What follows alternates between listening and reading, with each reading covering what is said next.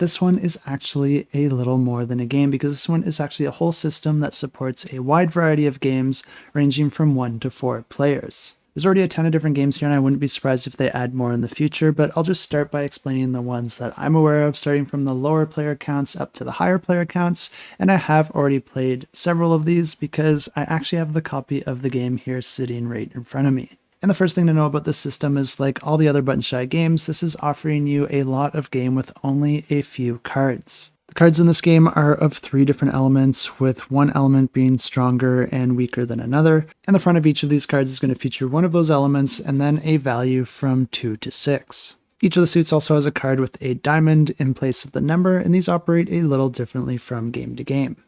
And the first game I have set up here for you is called the 9 Perils, and this one is a solo game.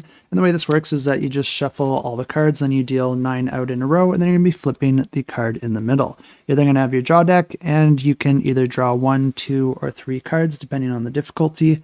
And the more cards you have, the easier it is, but I'm going to draw just 2 because I do like a more difficult game. The goal of this game is to play cards into your own row beneath these cards so that each of your cards beats the corresponding card in this existing row. There's a few ways you can do that, but if you're playing a card of the same element, then it's the higher value that wins that column.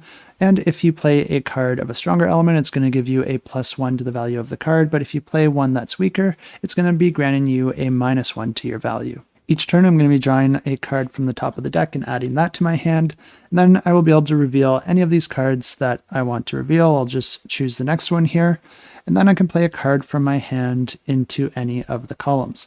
Like I said, I always have to beat the existing card here, so if I'm not able to do that, then that's going to potentially lose me the game. Since fire is stronger than earth, then this is going to give me a +1 to my value of the card, which means that this is essentially a 5, which defeats this card. The rounds just continue like this, with drawing another card and then flipping a card, and then playing another card from my hand. Just like the previous card I played, I can play an equal value but of a stronger suit in order to beat that column, and we'll just continue with drawing another card. I don't know why I keep drawing fire here, but we'll just roll with it, and I'll use this as an opportunity to show you some caveats to the rules, because I can actually go ahead and play this card here to cause a tie. Since fire is weaker than water, this is essentially a 2, but anytime that you have a tie, the tie's outcome is determined by the card 2 cards to the right. Not only that, but the outcome of this column also dictates the outcome of the cards between them. So we'll just go into the next round here. I'll draw another card into my hand and then reveal the next card. And whenever these cards show up with the diamond on it, that means that they always win against the suit that they're strong against, but they always lose against the suit that they're weak against. So all I have to do to win that is play an earth card of any value. So I'll just play the one that I happen to have in my hand, which is a 5. So not only do I win that column, but I also win this tie, and I'm automatically going to win this one in the middle, no matter which card I put here. So let's draw the next card and flip another card in the row here. Then I'll just go ahead and play this low fire card in this column, because it doesn't really matter what I play there, I'm always going to win. Then the game continues like this until you have put a card in every column. And if you're able to do this without losing to any of the cards in the opponent row, then you win the game. But even if you lose to a single column, that's going to cost you the game, and you're going to have to do better next time. And the next solo game in the system uses the same existing deck, but then it also incorporates an expansion deck that's also included in the system. Each of these cards is going to have a riddle in the center, which has certain requirements in order to fulfill it, and these cards are double-sided, granting a lot of variety from game to game. This game is called Cave of the Djinns, and the way that you win this is by solving each of the 6 riddles, and the way that you're doing that is by drawing cards from this deck, then placing them in such a way that you're meeting the requirements of each of the riddles. Each of these cards also has a reward that you can optionally do if you're able to complete that riddle, and once a riddle's solved, you're going to be covering it with one of the cards adjacent to it that is stronger than the element depicted on that card. If you don't have a card around it that meets that requirement, then you're going to be drawing the card from the top of the deck and then covering it with that card instead. Of course, it is nicer to use one of the cards that you've already placed, because that's going to allow you to open up that space, which will make solving the other riddles a little bit easier. But the way this works is I'm going to be drawing 2 cards into my hand each turn, and then I have to place both of these cards. I can place them in any of the spaces that's adjacent to one of the Djinn cards, which means that I can place a card above this one, below it, or to the left or the right, and that goes for any of the cards out on the table here. I ended up drawing 2 cards with a 3 on it, and this top card actually wants 3 cards of the same value. So I'll just go ahead and place this on either side of that card. One thing I do need to be aware of is that this card wants cards of all the same element around it, so I've locked myself in with fire. But this works well because this is a grass element, which means I will be able to remove one of those once I complete that riddle. And this djinn just wants odd valued cards around it, so the 3 works well for that. And this is also a water element, which means the grass is strong to it, which will give me the option to remove that card once I complete that riddle. So let's go ahead and draw 2 more cards here. One of my cards was a 6 of fire, which I'll go ahead and play here because it matches this element, which this djinn wants. And then this djinn wants all high valued cards around it of either a 5, a 6, or a diamond, so that works well with the 6. And since I have this diamond card, I'll just go ahead and play it right here. 2 more cards. And I did get a 5 here, so I'll just go ahead and play that down here. And this 2 doesn't do much for me, but I'll just go ahead and place it here for now. And now things are getting really interesting because these 2 cards are really going to help me complete some of these djinn requirements. So I'll just go ahead and throw this 3 up here because this one does want 3 of the same valued card around it, but it does also need this one filled in before we can actually complete that riddle. But I'll go ahead and throw the 6 down here, which completes this djinn down in the bottom right corner. If you're paying attention, you've probably noticed that by doing this, I also messed up my situation with this card since it wants suits of all the same type around it.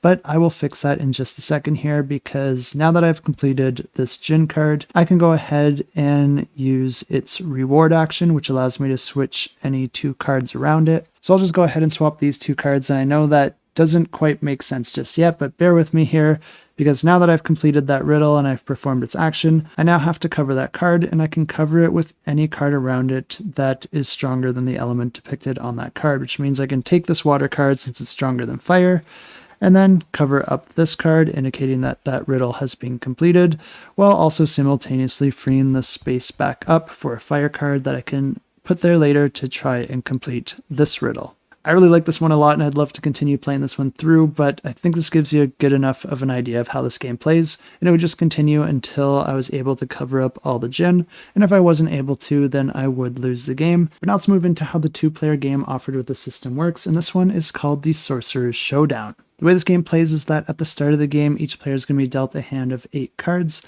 and then this game is going to be going through a series of rounds using trick-taking, where players are trying to win various clashes by playing a card from each of their hands and trying to win every single trick in that round.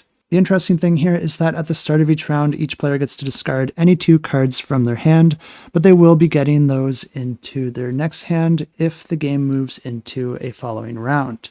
If that happens, players pick up those 2 cards that they just put off to the side, then they're going to be drawing up to 7 cards because each round you're going to be drawing up to 1 less than the previous round, which is a really interesting mechanism because it makes it a little bit easier to win the game since you have to win every trick in a round in order to win the game. And of course, less cards means less tricks to win that round. You might also want to consider this when deciding which 2 cards to put off to the side because you know you're going to be getting them in the following round. So if you decide to put really high cards here, that might be a good strategy to set you up for the next round, especially once you get into those smaller hand counts. But that also means you're sacrificing those high cards for the current round, which could give your opponent the win if you're not timing that appropriately. But the way this works is that one of the players is going to go first, and I'll just go ahead and let my opponent draw their first card, and they played a 6.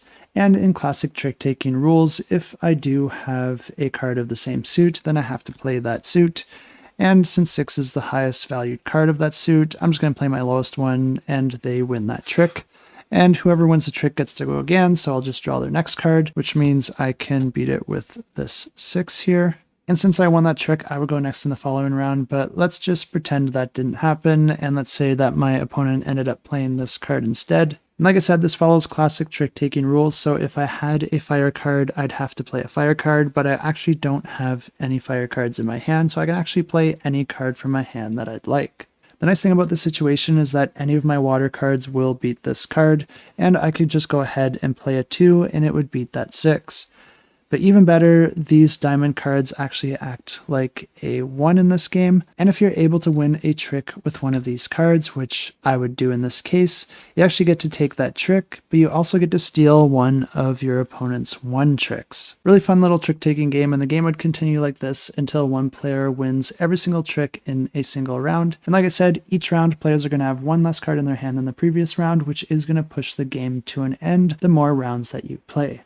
And this next game is called The Path Ahead, and this one plays 2 to 4 players, and this one is a really simple game to play. All you're going to do is put the main deck here in the center of the table, and then you're going to have 1 card revealed, and then players are going to be taking turns guessing whether the next card is going to be higher or lower than the reveal card. I'll go first and guess that the next card is lower than this one, so let's go ahead and reveal that card. Since this is a 6, I was incorrect, and in this case, I have to take either this card or the top card of the deck into my possession, which is essentially a negative victory point at the end of the game. But now it's my opponent's turn to guess, and they're also going to guess that this next card is lower than the one revealed, and it is a 6, but since it is of an element of fire, water always beats fire, and that means that they were correct, so they just do nothing, and this becomes the next revealed card. Now let's say that the turn sequence came back to me, and this is where things get really interesting with this game, and this is what changes this game away from just being a simple guessing game.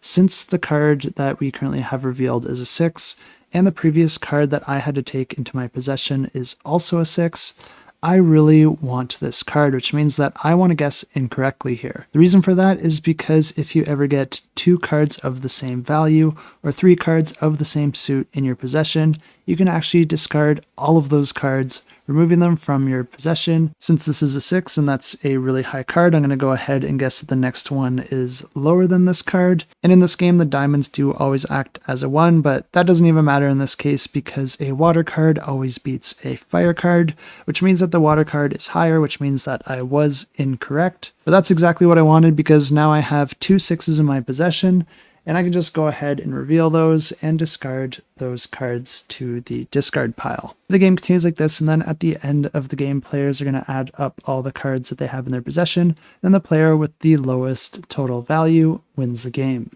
And the last rule set I have for you with the system is called Arcane Artifacts. And this one plays 2 to 6 players, and it does look a little bit more advanced than the other games that I've shown you so far.